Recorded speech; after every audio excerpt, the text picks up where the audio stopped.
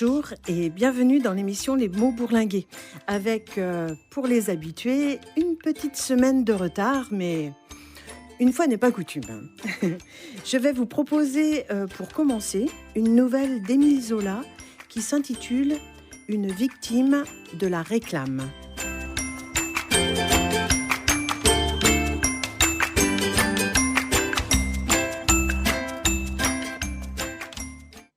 J'ai connu un brave garçon qui est mort l'année dernière et dont la vie a été un long martyre. Claude, dès l'âge de raison, s'était tenu ce raisonnement. Le plan de mon existence est tout tracé.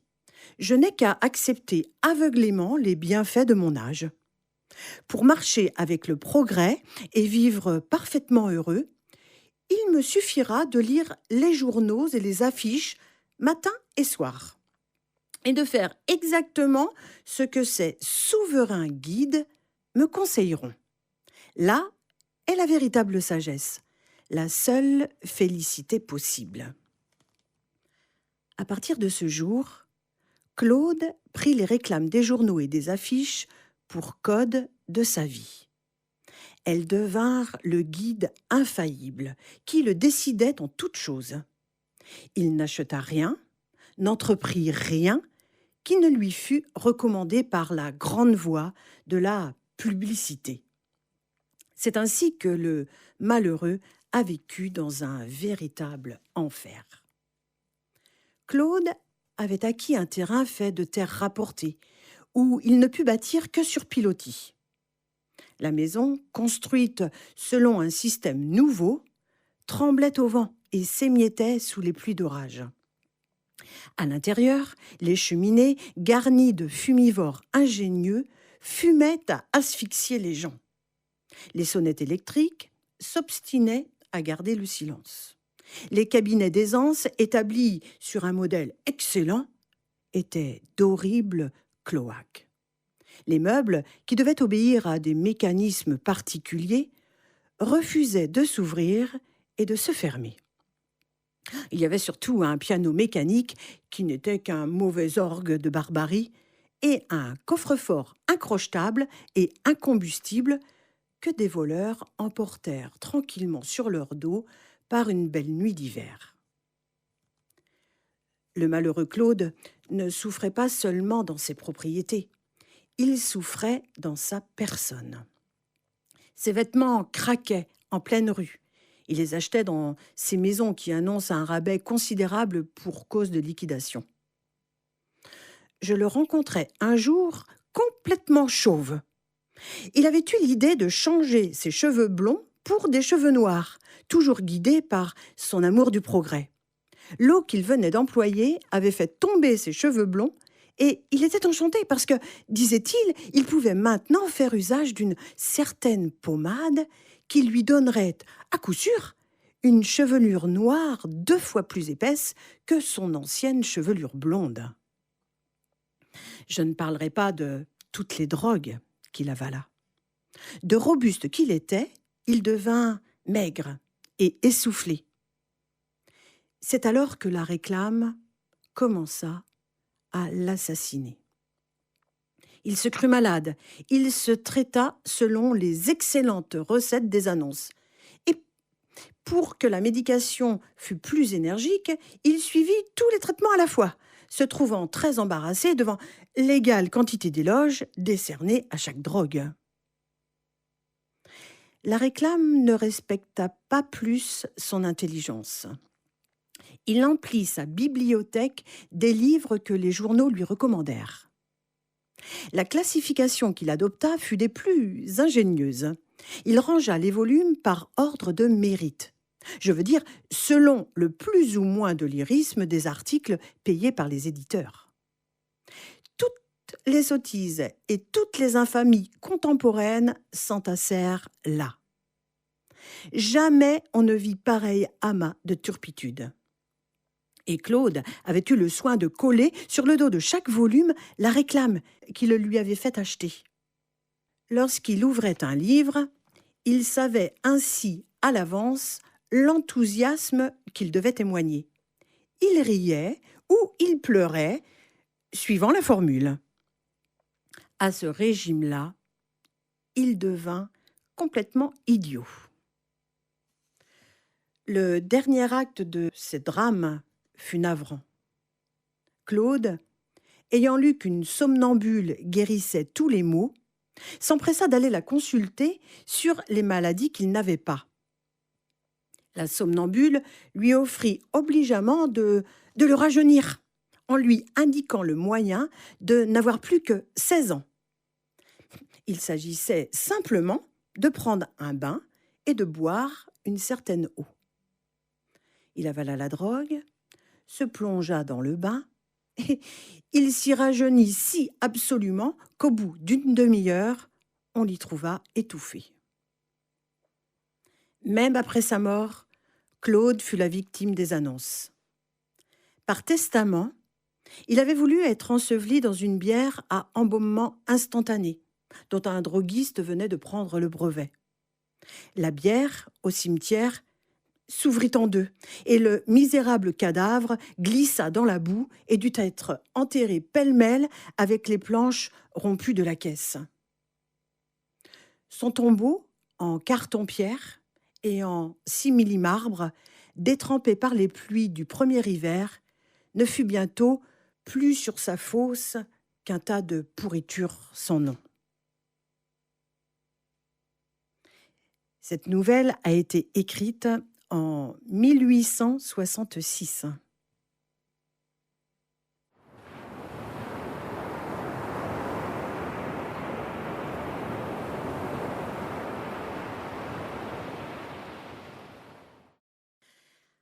Après les différentes dates commémoratives relatives aux grandes guerres qu'a connues la France, j'ai eu envie d'aborder ce thème avec la nouvelle suivante.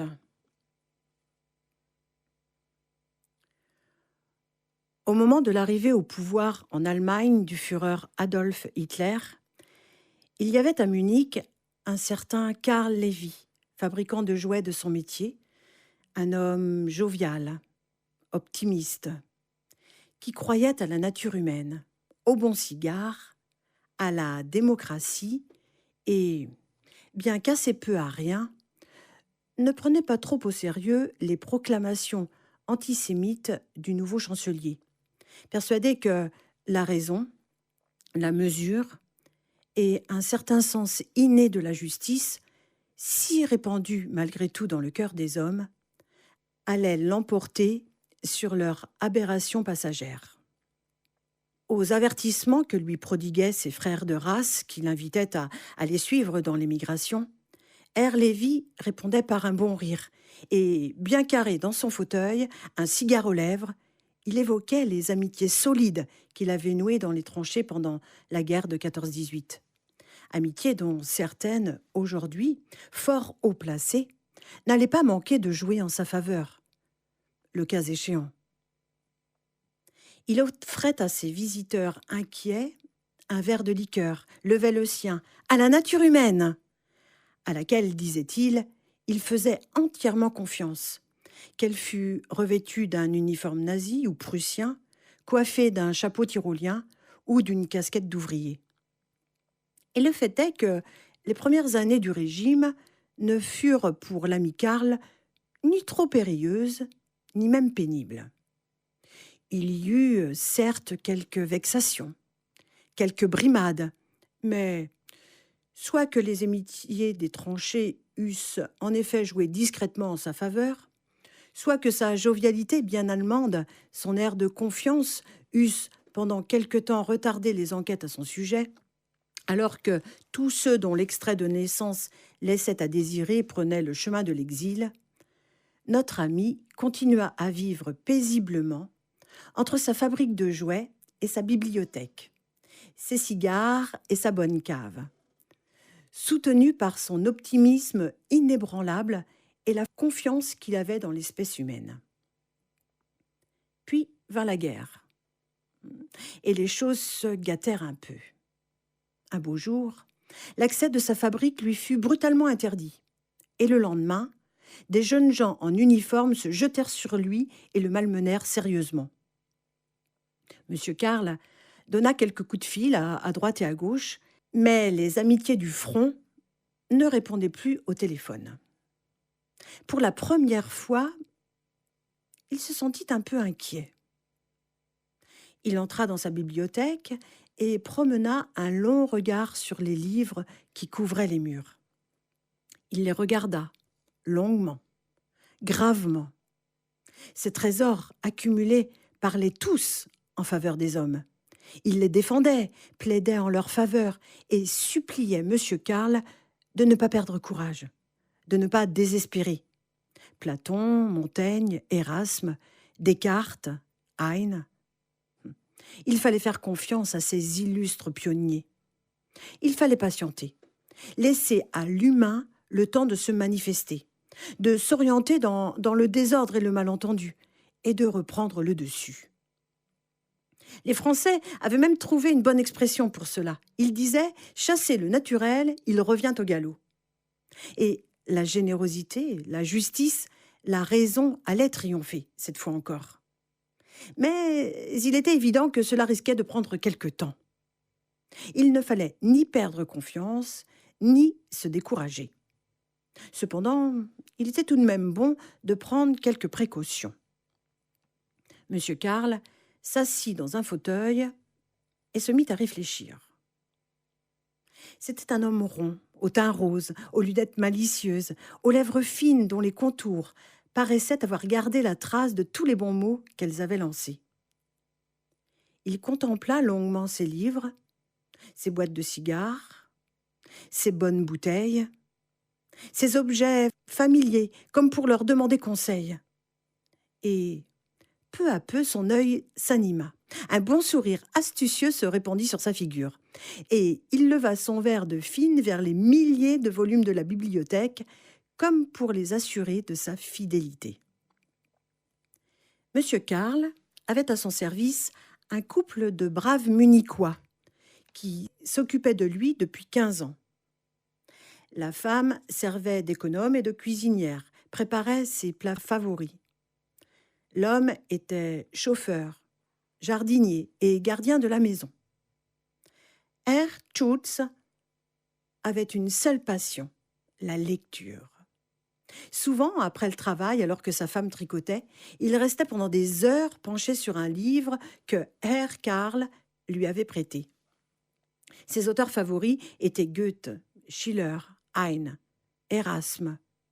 Il lisait à haute voix à sa femme les passages les plus nobles et inspirés, dans la petite maison qu'ils occupaient au bout du jardin. Souvent, lorsque M. Karl se sentait un peu seul, il faisait venir l'ami Schutz dans sa bibliothèque et là, un cigare aux lèvres, il s'entretenait longuement de l'immortalité de l'âme, de l'existence de Dieu, de l'humanisme, de la liberté et de toutes ces belles choses que l'on trouvait dans les livres qui les entouraient et sur lesquels ils promenaient leur regard reconnaissant. Ce fut donc vers l'ami Schutz et sa femme que Herr Karl se tourna en cette heure de péril. Il prit une boîte de cigares et une bouteille de schnapps, se rendit dans la petite maison au bout du jardin et exposa son projet à ses amis. Dès le lendemain, Herr et Frau Schutz se mirent au travail. Le tapis de la bibliothèque fut roulé, le plancher percé et une échelle installée pour descendre dans la cave. L'ancienne entrée de la cave fut murée. Une bonne partie de la bibliothèque y fut transportée, suivie par les boîtes de cigares. Le vin et le liqueur s'y trouvaient déjà. Frau Schutz aménagea la cachette avec tout le confort possible et en quelques jours, la cave devint une petite pièce agréable, bien arrangée. Le trou dans le parquet fut soigneusement dissimulé par un carreau bien ajusté et recouvert par le tapis. Puis, Herr Karl sortit pour la dernière fois dans la rue, en compagnie de Herr Schutz, signa certains papiers, effectua une vente fictive pour mettre son usine et sa maison à l'abri d'une confiscation. Herr Schutz insista d'ailleurs pour lui remettre des contre-lettres et des documents qui allaient permettre aux propriétaires légitimes de rentrer en possession de ses biens le moment venu. Puis, Les deux complices revinrent à la maison et Herr Karl, un sourire malin aux lèvres, descendit dans sa cachette pour y attendre, bien à l'abri, le retour de la bonne saison. 2 fois par jour, à midi et à 7 heures, Herr Schultz soulevait le tapis, retirait le carreau, et sa femme descendait dans la cave des petits plats bien cuisinés, accompagnés d'une bouteille de bon vin. Et le soir, Herr Schultz venait régulièrement s'entretenir avec son employeur et ami de quelques sujets élevés, des droits de l'homme, de la tolérance, de l'éternité de l'âme, des bienfaits de la lecture et de l'éducation. Et la petite cave paraissait toute illuminée par ces vues généreuses et inspirées. Au début, M. Karl se faisait également descendre des journaux, et il avait son poste de radio à côté de lui. Mais au bout de 6 mois, comme les nouvelles devenaient de plus en plus décourageantes et que le monde semblait aller vraiment à sa perdition, il fit enlever la radio pour qu'aucun écho d'une actualité passagère ne vînt entamer la confiance inébranlable qu'il entendait conserver dans la nature humaine. Et, les bras croisés sur la poitrine, un sourire aux lèvres, il demeura ferme dans ses convictions. Au fond de sa cave, refusant tout contact avec une réalité accidentelle et sans lendemain. Il finit même par refuser de lire les journaux, par trop déprimants, et se contenta de relire les chefs-d'œuvre de sa bibliothèque, puisant au contact de ces démentis que le permanent infligeait au temporaire, la force qu'il fallait pour conserver sa foi. Herr Schultz s'installa avec sa femme dans la maison, qui fut miraculeusement épargnée par les bombardements. À l'usine, il avait eu d'abord quelques difficultés, mais les papiers étaient là pour prouver qu'il était devenu le propriétaire légitime de l'affaire après la fuite de Herr Karl à l'étranger. La vie à la lumière artificielle et le manque d'air frais ont augmenté encore l'embonpoint de Herr Karl. Et ses joues, avec le passage des années, ont perdu depuis longtemps leur teint rose. Mais son optimisme et sa confiance dans l'humanité sont demeurés intacts. Il tient bon dans sa cave, en attendant que la générosité et la justice triomphent sur la terre. Et bien que les nouvelles que l'ami Schultz lui apporte du monde extérieur soient fort mauvaises, il refuse de désespérer.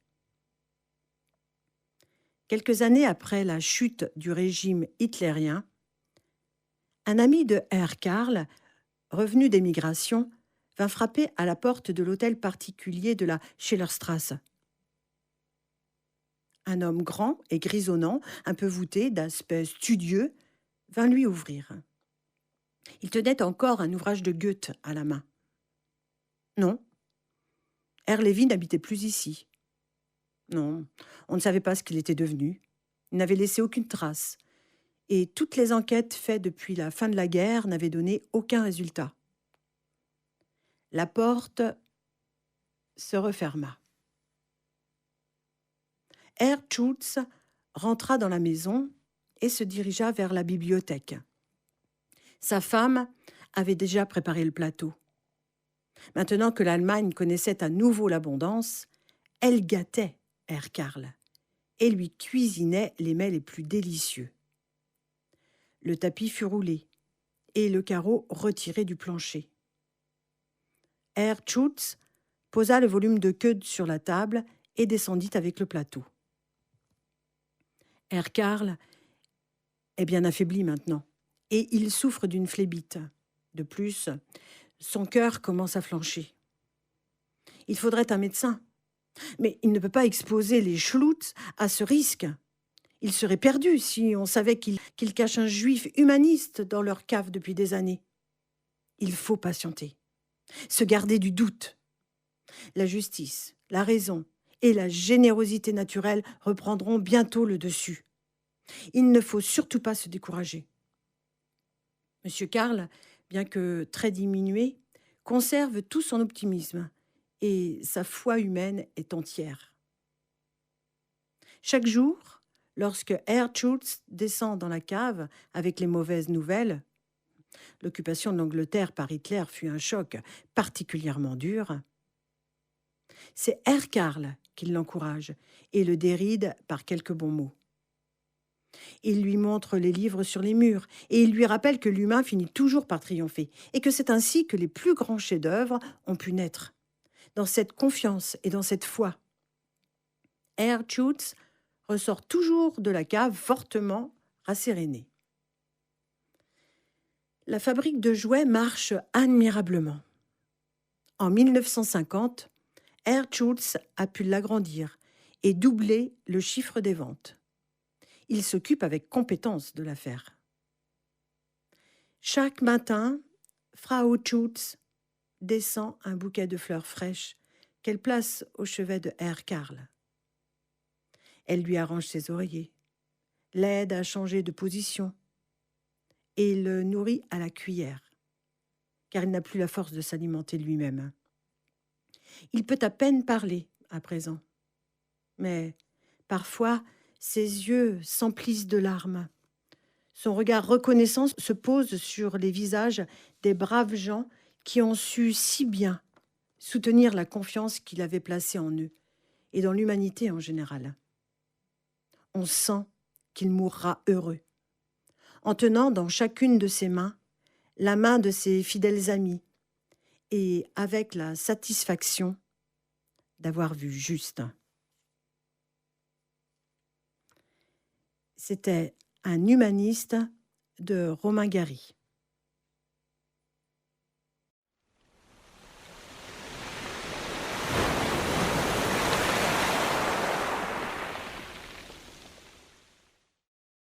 Pour terminer, une nouvelle plus légère dans l'écriture, écrite par Michael Olivier et qui s'intitule « La Maison verte ».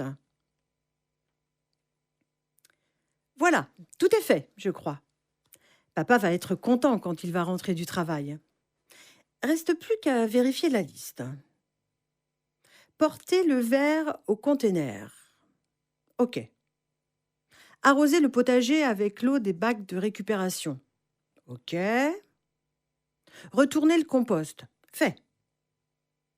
Il y a 2 ans, nos parents ont décidé d'obtenir le label Maison verte, qui, selon une nouvelle directive gouvernementale, leur octroierait 50% de réduction sur leurs impôts locaux et jusqu'à 65% sur la taxe d'habitation. Nos voisins d'à côté, les Giraud, l'ont obtenu l'an passé, comme les Ledoux en face. Notre village est à la pointe, dit toujours papa quand on a des invités. L'un des premiers à avoir été classé VFD, pour Village de France durable. Il était temps que l'on s'y mette aussi. Vider le bac à sueur des toilettes. Fait. Ramasser le bois mort du jardin. OK. Papa et maman ont beaucoup investi ces 2 dernières années. Une chaudière à granulés de bois, des panneaux solaires sur le toit du garage, un système de récupération des eaux qui permet non seulement d'arroser le potager bio, mais aussi d'alimenter la salle de bain et le lavabo de la cuisine. Une douche à débit limité, du double vitrage à toutes les fenêtres et une isolation complète des combles en laine de chanvre. Chaque matin, sur une ardoise dans la cuisine, nos parents inscrivent la liste des tâches que ma sœur et moi devons effectuer en rentrant de l'école. Au collège, la prof d'écocivisme ne cesse de nous répéter que c'est avec des gestes simples et quotidiens que l'on peut préserver la planète. Depuis cette année, l'écocivisme est coefficient 3 au bac, autant que l'anglais et la physique nucléaire. Changer l'ampoule fluo compacte du salon. Ouais, ça c'est fait. Nourrir les poules, fait aussi. Tuer un lapin pour dimanche. OK. Faire vos devoirs. OK. Avec les économies qu'ils feront sur les impôts quand on aura le label Maison verte, mes parents comptent acheter une voiture électrique, ce qui nous éviterait de prendre le car pour aller à la gare TGV quand on part en vacances. Par contre, papa continuera d'aller au travail en tandem avec monsieur Giraud. Il faut dire que, comme tout le monde dans le quartier, il travaille à la centrale nucléaire, qui n'est qu'à 2 kilomètres de la maison. De toute façon, il aura 45 ans dans 2 ans et sera à la retraite. Charger le four à bois. OK. Cueillir une tomate pour le dîner. Portez-la à 2 pour ne pas vous faire mal au dos. Fait. Prendre vos cachets d'iode. OK. Tout est fait. Le soir tombe. C'est l'heure que je préfère de la journée. Les oiseaux s'appellent dans le jardin. Les derniers rayons de soleil étirent les ombres et embrasent le panache de la tour de refroidissement de la centrale. J'entends le porche qui grince. Ah, papa revient du travail. J'aime, chaque soir, quand il traverse la cour et qu'il scintille dans la pénombre.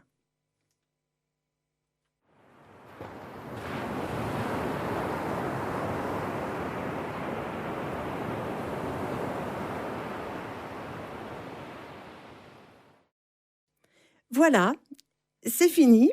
Donc, je vais vous retrouver maintenant au mois de juillet, première semaine, je vais essayer, où on se retrouve également en podcast sur le site de Jade FM. Donc, je vous souhaite à tous un très bon mois de juin et à très bientôt.